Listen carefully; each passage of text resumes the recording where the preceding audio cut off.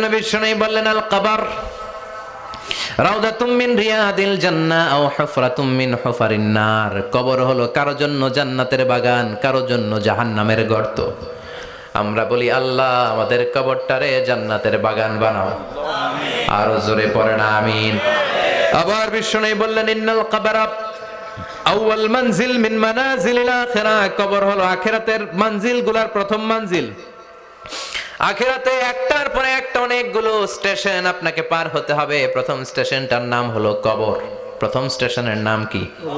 এই কবর নামক স্টেশনে যদি আপনি মাফ পেয়ে যান, সামনের সব স্টেশনগুলোতে মাফের ব্যবস্থা করবে কে? আল্লাহ। আর কবর নামক স্টেশনে যদি ধরা খেয়ে যান, আপনার মায়ের আছে না নাই? লাশটাকে যখন রাখা হয়, লাশটা চিনে কে আমারে রাখলো, কে আমাকে ধৌত করলো, কে আমারে কাফন পড়ালো। এজন্য কবরের আযাব থেকে বিশ্বনবী পানাহ চেয়েছেন। বিশ্বনবী বলেছেন আল্লাহুম্মা ইন্না নাউযু বিকা মিন আযাবিল কবর।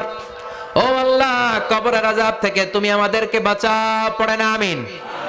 কবরে মুমিনদেরকে 4টা প্রশ্ন করা হবে, কাফিরদেরকে 3টা প্রশ্ন। চিৎকার করে বলেন মুমিনের প্রশ্ন কয়টা? আর জোরে বলেন। প্রথম প্রশ্ন মার রব্বুক, তোর রবের নাম কি? আমরা কি বলবো? আল্লাহ আমারে রব, এই রবি আমার সব, দমে দমে তনু মনে তারি অনুভব। আল্লাহ আমারে রব, এই রবি আমার সব। পড়েন আমিন। দ্বিতীয় প্রশ্ন আমার দিন, উত্তর দিনের নাম কি, ধর্মের নাম কি? তৃতীয় প্রশ্ন আমান হাযার রাজুল, এই লোকটাকে কে? আমরা বলবো মুহাম্মদ সাল্লাল্লাহু।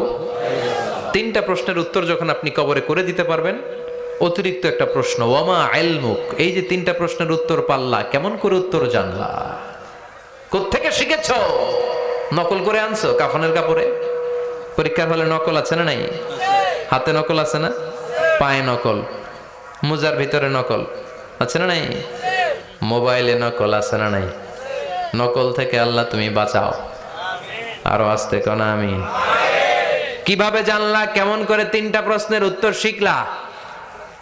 What is the source of your knowledge? তথ্যসূত্র কি? আপনাকে বলতে হবে আমি যেই কিতাবটা থেকে শিখেছি কিতাবটার নাম কি? চিল্লায় বলেন কি নাম? আসে আর চলে যায়। প্রতিদিন মাইকে অ্যানাউন্স শুনি অমুক এলাকার অমুক লোক নাই। দাদা গেল, বাবা গেল, বড় ভাই গেল, আত্মীয় স্বজন গেল, আমাকেও যেতে হবে, এই চিন্তা মাথায় নাই। চিল্লায় এখন ঠিক কিনা? এজন্য লাইফটা হলো one time, one chance. Second কোনো চান্স আপনাকে দেয়া হবে নাকি? কাফেররা বলবে ইয়া রাব্বি আরেকটা সুযোগ দেন। লাউ আন্না লানা কাররা ইয়ানি মাররা, আল্লাহ আরেকটা সুযোগ যদি পেতাম দুনিয়াতে ভালো করে আসতাম। আল্লাহ বলবেন ইন্নাহা কালিমাতুন কাইলুহা, এটা শুধু তাদের মুখের কথা, তাদেরকে আবার সুযোগ দিলেও তারা কিচ্ছু করবে না। চিল্লা এখন ঠিক কিনা? এজন্য একটা চান্স আমরা পেয়েছি, এই দুনিয়ার ওয়ান চান্সে আমরা ভয় পাবো একজনকে। চিল্লায় বলেন তিনি কে? আল্লাহ। এজন্য যেতে আমাদেরকে হবে। এই মরণ থেকে পালানোর কোনো সুযোগ কেউ পালাতে পারে নাই। এই মরণ হলো আখিরাতের প্রবেশদ্বার। মরণ নামক পালকিতে চড়ে আমরা কবরের ভেতরে ঢুকি। মরণ হলো প্রথম পর্ব, কবর হলো দ্বিতীয় পর্ব। যেরকম ঠিক কিনা? এজন্য বিশ্বনবী বললেন আল কবর রাউদাতুম মিন রিয়াদিল জান্নাহ আও হুফরাতুম মিন হুফারিন নার। কবর হলো কারো জন্য জান্নাতের বাগান, কারো জন্য জাহান্নামের গর্ত। আমরা বলি আল্লাহ আমাদের কবরটারে জান্নাতের বাগান বানাও। আরো জোরে পড়েন আমিন। আবার বিশ্বনবী বললেন ইন্নাল কবরা আউয়াল মানজিল মিন মানাজিলিল আখিরাহ। কবর হলো আখিরাতের মঞ্জিলগুলোর প্রথম মঞ্জিল। আখিরাতে একটার পরে একটা অনেকগুলো স্টেশন আপনাকে পার হতে হবে। প্রথম স্টেশনটার নাম হলো কবর। প্রথম স্টেশনের নাম কি? এই কবর নামক স্টেশনে যদি আপনি মাফ পেয়ে যান, সামনের সব স্টেশনগুলোতে মাফের ব্যবস্থা করবে কে? আল্লাহ। আর কবর নামক স্টেশনে যদি ধরা খেয়ে যান, আপনার মায়ের আছে না নাই? লাশটাকে যখন রাখা হয়, লাশটা চিনে কে আমারে রাখলো, কে আমাকে ধৌত করলো, কে আমারে কাফন পড়ালো। এজন্য বিশ্বনবী বলেছেন মুমূর্ষের সামনে বসে বসে পড়ো লা ইলাহা ইল্লাল্লাহু মুহাম্মাদুর রাসূলুল্লাহ। লাকিনু মাউতাকুম লা ইলাহা ইল্লাল্লাহ। মুমূর্ষের সামনে দাঁড়িয়ে দাঁড়িয়ে পড়ো লা ইলাহা ইল্লাল্লাহ। এই লা ইলাহা হচ্ছে জীবিতদের জন্য কালিমা, আর আমরা মরার পরে এই জিকির করি। ঠিক কি না? আমাদের দেশের অনেক জায়গায় লাশ নিয়ে কবরে যাওয়ার সময় লা ইলাহা পড়ে না। না, এটা আগের জিকির, মরার আগের জিকির। মরার আগে আপনাকে অ্যানাউন্সমেন্ট দিতে হবে আল্লাহ ছাড়া কোনো ইলাহ নাই, বিশ্বনবী হচ্ছেন শেষ নবী এবং রাসূল। চিল্লায় বলেন ঠিক কি না?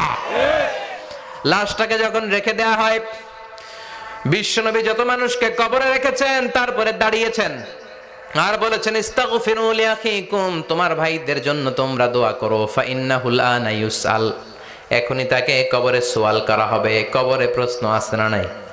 কথা বলেন। বিশ্বনবী খাদিজাতুল কুবরা, ওনার প্রথম স্ত্রী খাদিজাতুল কুবরা তাহেরাকে কবরের মধ্যে রেখে দিয়ে কাঁদতে শুরু করলেন, চোখের পানি ছেড়ে অনেক দোয়া করলেন। দোয়া শেষে সব সাহাবারা ঘরে ফিরে যায়, বিশ্বনবী যায় না। সাইয়েদনা আবু বকর বললেন, ও নবী চলেন ঘরে যাই। অনেক তো দোয়া করলেন। বিশ্বনবী বললেন, আবু বকর তুমি যাও, আমি যাব না। এইটা সাধারণ মহিলা না, এটা বিপদের দিনের সঙ্গিনী খাদিজা। মক্কায় যখন আমার কেউ ছিল না, খাদিজা আমারে ভুলে নাই। 3 বছর কাফিররা আমাকে জেলখানায় বন্দি রেখেছে, নাম শিয়াবে আবি তালেবের জেলখানা। আমার স্ত্রী ওই জেলখানার জীবনেও আমারে ছাড়ে নাই, আমার সাথে 3 বছর খাদিজাও জেল খেটেছে। এই একটাই মহিলা, যেই মহিলাকে আল্লাহ আরশের উপর থেকে সালাম দিয়েছে, মহিলাটার নাম খাদিজা। আল্লাহু আকবার। আমার সব সন্তান আল্লাহ খাদিজার পেট থেকে দিয়েছে। ফাতেমাতুজ জোহরা খাদিজার মেয়ে, জাইনাব খাদিজার মেয়ে, উম্মে কুলসুম খাদিজার মেয়ে, রুকাইয়া খাদিজার মেয়ে, আবুল কাসেম বিশ্বনবীর ছেলে খাদিজার ছেলে, আব্দুল্লাহ যাকে তাইয়্যিব এবং তাহের নামে আমরা চিনি, সেও খাদিজার ছেলে। সুবহানাল্লাহ।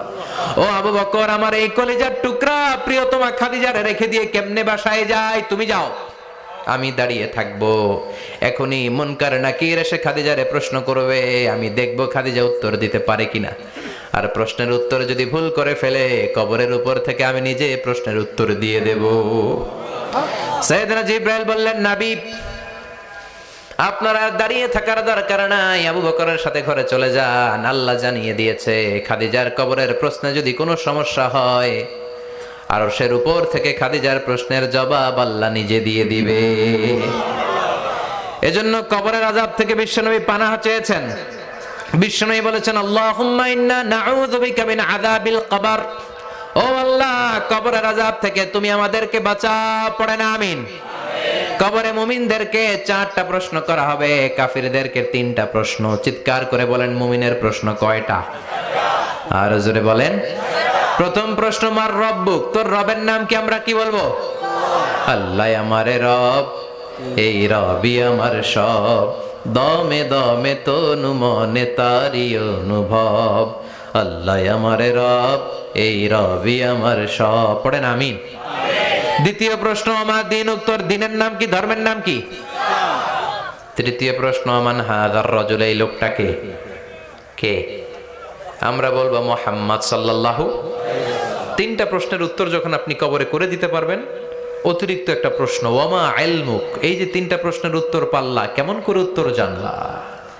কোত্থেকে শিখেছো? নকল করে আনছো কাফনের কাপড়ে? পরীক্ষার হলে নকল আছে না নাই? হাতে নকল আছে না? পায়ে নকল, মোজার ভিতরে নকল আছে না নাই? মোবাইলে নকল আছে না নাই? নকল থেকে আল্লাহ তুমি বাঁচাও। আরো আসতে কোন আমিন। কিভাবে জানলা? কেমন করে 3টা প্রশ্নের উত্তর শিখলা? What is the source of your knowledge? তথ্যসূত্র কি? আপনাকে বলতে হবে, আমি যেই কিতাবটা থেকে শিখেছি কিতাবটার নাম কি? চিল্লায় বলেন, কি নাম? এই কিতাবটা হলো কোরআন। আপনাকে বলতে হবে, কোরআন থেকে আমি শিখেছি, বিশ্বনবীর হাদিস থেকে আমি শিখেছি। 4টা প্রশ্নের উত্তর যখন পারবেন, ফেরেশতারা বলবে, আহলান সাহালান, খুশ আমদেদ, কংগ্রাচুলেশন, বাহ বাহ, তুমি তো চমৎকার পেরেছো। ফায়ুফসাহু লাহু কবরুহু ৭০ যিরাআন, মুমিন বান্দার কবরটা ৭০ হাত লম্বা করে দেয়া হবে। ইফতাহু লাহু বাবুন ইলাল জান্নাহ, জান্নাতের দিকে তার কবর থেকে একটা দরজা বানিয়ে দেয়া হবে। জান্নাতের সুঘ্রাণ ঠান্ডা বাতাস এসে তার কবরের ভিতরে ঢুকতে শুরু করবে। ইলবাসু লিবাস মিন আহলিল জান্নাহ, জান্নাতীদের পোশাক তার গায়ের মধ্যে পরিয়ে দেয়া হবে। আল্লাহু আকবার। আর বলা হবে, নাম কানাউমিল আরুস, বাসর রাতে বর যেমনি কনেকে নিয়ে ঘুমিয়ে যায়, তুমিও একটা ঘুম দাও। আলহামদুলিল্লাহ পড়ে। মুমিন বান্দা আনন্দের একটা ঘুম দিবে। ইসরাফিলের সিংগার আওয়াজ ছাড়া পৃথিবীর কোনো কিছুই তার এই ঘুম ভাঙতে পারবে না। আল্লাহ আমরাও যেন সেদিন কবর একটা মজার ঘুম দিতে পারি, তুমি তৌফিক দাও। জোরে পড়েন আমিন।